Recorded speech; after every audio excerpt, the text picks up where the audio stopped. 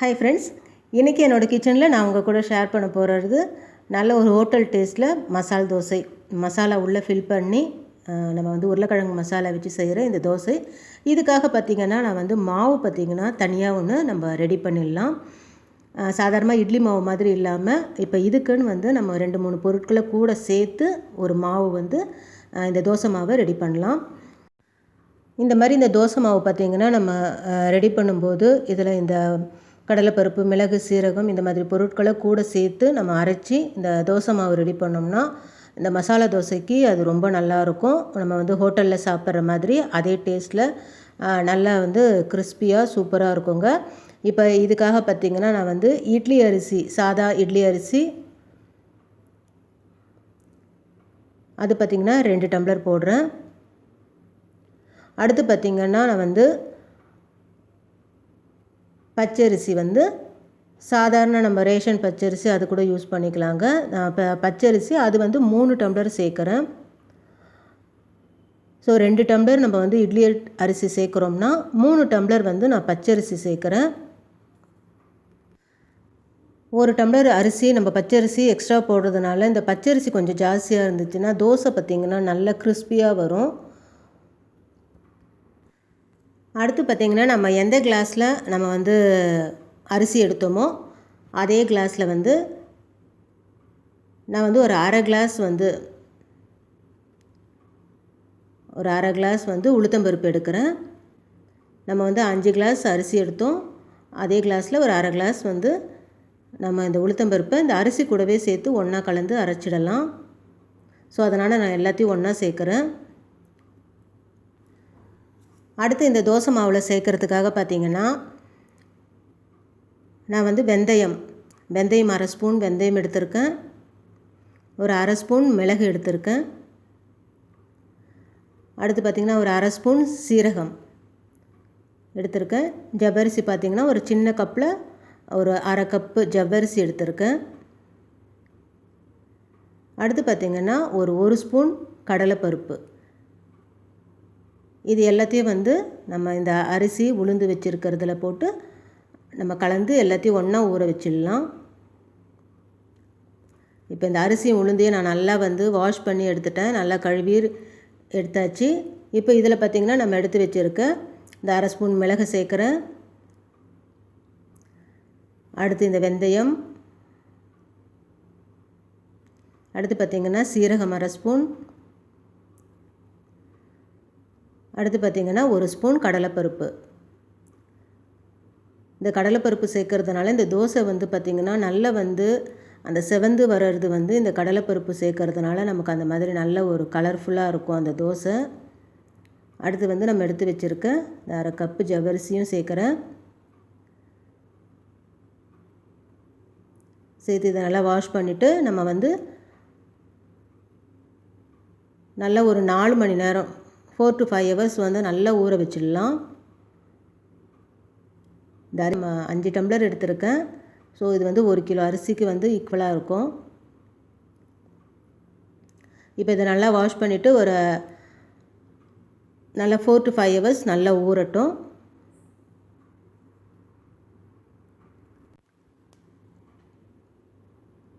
இப்போ இந்த அரிசி நல்லா ஊறிடுச்சுங்க. ஒரு 5 மணி நேரம் இதில் நம்ம சேர்த்துருக்க இந்த ஜவ்வரிசி பார்த்திங்கனாலும் நல்லா மசிஞ்சு, இப்போ கையிலே பார்த்திங்கன்னா நல்லா மசிஞ்சு வந்துடுச்சு. அந்தளவுக்கு நல்லா ஊறிடுச்சு.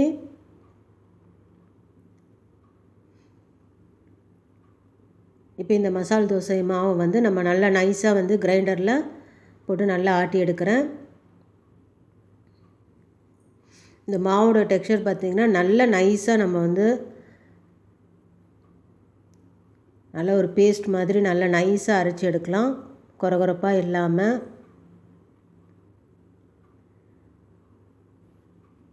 இப்போ இந்த மாவை நல்லா அரைச்சி நான் வந்து ஒரு பாத்திரத்தில் எடுத்து வச்சுருக்கேன். இப்போ இந்த மாவு பார்த்திங்கன்னா நல்லா ஒரு 5 to 6 மணி நேரம் நல்லா புளித்து பொங்கி வரட்டும். நம்ம எப்போவுமே வந்து ஒரு ஓவர் நைட்டு கூட இதை நல்லா புளிக்க வச்சு எடுத்துக்கலாங்க. இப்போ மறுநாள் காலையில் நம்ம தோசை ரெடி பண்ணுறதுக்கு முன்னாள் நைட்டு இதை வந்து நம்ம நல்லா உப்பு போட்டு கரைச்சி எடுத்து வச்சிடலாம். இப்போ மறுநாள் பார்த்திங்கன்னா இந்த தோசை ரெடி பண்ணுறதுக்கு முன்னாடி இதுக்கு ஒரு மசாலா ரெடி பண்ணிடுறேன். இந்த மசாலா தோசைக்கு நல்ல ஒரு உருளைக்கிழங்கு மசாலா. அதுக்காக நான் வந்து உருளைக்கிழங்கு வந்து நல்லா வேக வச்சு மஞ்சத்தூள் சேர்த்து வேக வச்சு இந்த தோலெல்லாம் எடுத்துருக்கேன். அடுத்து பார்த்திங்கன்னா இதுக்கு வந்து ஒரு பெரிய வெங்காயத்தை நல்லா பொடியாக கட் பண்ணி எடுத்து வச்சுருக்கேன். பச்சை மிளகாய் ஒரு 4 பச்சை மிளகாவை பொடியாக கட் பண்ணியிருக்கேன். பூண்டையும் நல்லா பொடியாக கட் பண்ணியிருக்கேங்க. கொத்தமல்லி கருவேப்பிலை இதுக்கு தேவையானது கொஞ்சம் எடுத்திருக்கேன். இப்போ இது பார்த்திங்கன்னா நம்ம வந்து நல்லா வந்து ஸ்மாஷ் பண்ணிடுறேன்.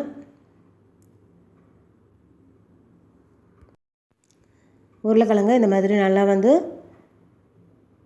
பார்த்திங்கன்னா இந்த பதத்தில் நான் வந்து நல்லா ஸ்மாஷ் பண்ணி எடுத்து வச்சுக்கிறேன்.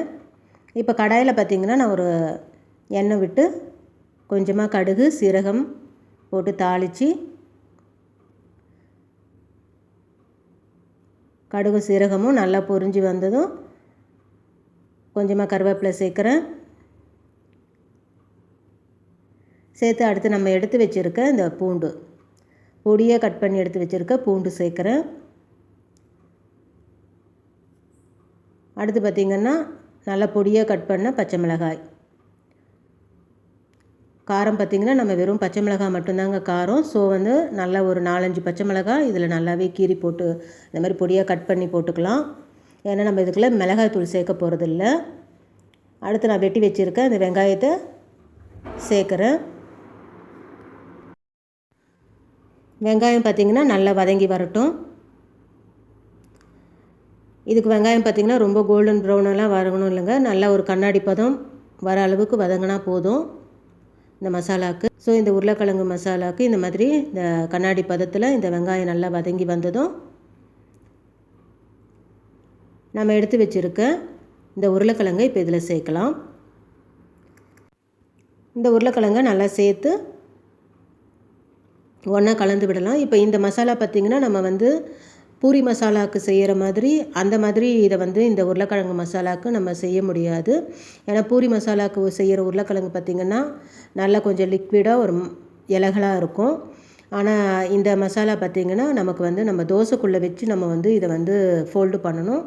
ஸோ வந்து அதுக்கேற்ற மாதிரி நம்ம தண்ணி சேர்க்காம தான் இதை செய்யணும். இப்போ இதுக்கு தேவையான மஞ்சத்தூளும் உப்பும் சேர்க்குறேன். நம்ம உருளைக்கிழங்குல கொஞ்சம் மஞ்சத்தூள் போட்டிருக்கேன். இருந்தாலும் இதில் கொஞ்சம் மஞ்சத்தூள் சேர்த்து இந்த உப்பு சேர்த்து நம்ம தண்ணி எதுவும் சேர்க்காம இதை நல்லா இந்த வெங்காயம் வந்து வெங்காயத்தில் இருக்கிற தண்ணி அந்த உருளைக்கிழங்குல இருக்கிற தண்ணி அதிலே வந்து இந்த லிக்விட் வந்து நல்லா இந்த உருளைக்கிழங்கு தளன்னு ஆகும். நம்ம பூரி மசாலா செய்கிற உருளைக்கிழங்குல பார்த்திங்கன்னா நம்ம வந்து தண்ணி கொஞ்சம் சேர்த்து நம்ம செய்வோம். ஆனால் இந்த உருளைக்கிழங்கு மசாலாவுக்கு தோசையில் வைக்கிற மசாலாவுக்கு பார்த்திங்கன்னா நம்ம தண்ணி சேர்க்க வேண்டாங்க. இந்த மாதிரி இதை நல்லா இந்த உருளைக்கிழங்கை வந்து ஒரு 10 நிமிஷம் இந்த சிம்மில் வச்சுட்டு நல்லா பெரட்டி விடலாம். பெரட்டி இப்போ நம்ம கொத்தமல்லி தூவி இறக்கணும்னா நம்மளுடைய இந்த மசால் தோசைக்கான மசாலா ரெடி ஆகிடுச்சு, உருளைக்கிழங்கு மசாலா.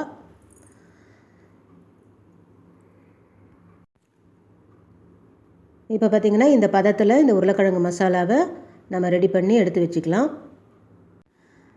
இப்போ இந்த தோசை மாவு பார்த்திங்கன்னா நல்லா வந்து புளிச்சு பொங்கி வந்துடுச்சுங்க. இந்த அளவுக்கு நான் வந்து தண்ணியாக இந்த தோசை மாவை நல்லா கரைச்சி எடுத்துக்கிறேன். இப்போ தவா வச்சுருக்கேங்க ஸ்டவ்வில். நல்லா இதில் வந்து ஆயில் அப்ளை பண்ணிவிட்டு நம்ம எடுத்து வச்சுருக்க இந்த தோசை மாவை நல்லா ஊற்றி விடலாம். இந்த தோசை மாவு பார்த்திங்கன்னா நம்ம தோசை அந்த விடுறதுக்கு ரொம்ப ஈஸியாக இருக்குங்க. நம்ம தோசை இந்த மாவை வந்து ஸ்ப்ரெட் பண்ணுறதுக்கு நான் வந்து ஒரு கையில் கேமரா வச்சுருக்கிறதுனால எனக்கு கொஞ்சம் பேலன்ஸ் வந்து கொஞ்சம் மிஸ் ஆகுது. இல்லைனா இன்னுமே சூப்பராக வந்து இந்த தோசை மாவு நம்மளுக்கு வந்து நல்லா ஸ்ப்ரெட் பண்ணுறதுக்கு ரொம்ப ஈஸியாக இருக்கும். இப்போ இதில் நல்லா ஆயில் விடுறேன். எண்ணெய் சேர்த்து இந்த தோசை மாவு மேலே பார்த்திங்கன்னா இந்த மாதிரி தோசை கரண்டியை வச்சு நல்லா வந்து இதை வந்து ஈவனாக வந்து ஸ்ப்ரெட் பண்ணி விடுறேன். இந்த மாதிரி இதை வந்து நல்லா ஈவனாக மேலே வந்து இதை நல்லா ஸ்ப்ரெட் பண்ணிடலாம்.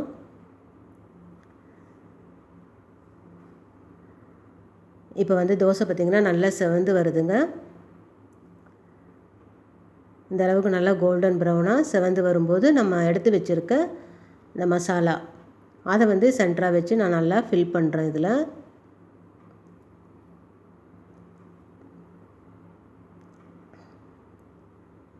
இந்த மசாலாவை நல்லா இதில் சேர்க்கலாம்.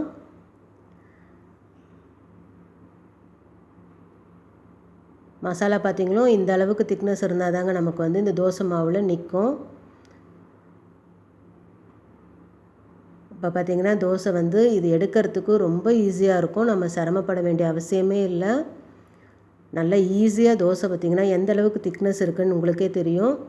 நல்ல மெலிசாக ஊற்றலாங்க. நல்ல ஒரு ஹோட்டல் தோசை மாதிரி நல்லா கிறிஸ்பியாக நல்ல ஒரு கோல்டன் ப்ரௌனாக ஃபுல்லாக வந்து ஈவனாக செவந்து இருக்கும் தோசை.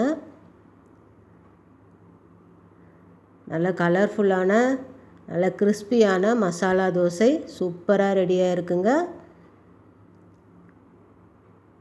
நல்ல டேஸ்டியான இந்த தோசை மாவு ரெடி பண்ணி நீங்களும் உங்கள் வீட்டில் இந்த தோசை ட்ரை பண்ணி பாருங்கள். இந்த தோசை மாவில் நம்ம சேர்த்துருக்க இந்த கடலைப்பருப்பு, மிளகு, சீரகம், அதே மாதிரி அந்த ஜவ்வரிசி இது எல்லாமே வந்து இந்த தோசைக்கு ஒரு நல்ல ஒரு டேஸ்ட் கொடுக்கும். நல்ல ஒரு ஃப்ளேவர் இருக்கும் இந்த தோசையில். கண்டிப்பாக நீங்களும் உங்கள் வீட்டில் இதை ட்ரை பண்ணி பாருங்கள். இந்த வீடியோ உங்களுக்கு பிடிச்சிருந்தால் லைக் பண்ணுங்கள், கமெண்ட் பண்ணுங்கள், ஷேர் பண்ணுங்கள் ஃப்ரெண்ட்ஸ். மறக்காமல் சப்ஸ்கிரைப் பண்ணுங்கள். தேங்க்யூ.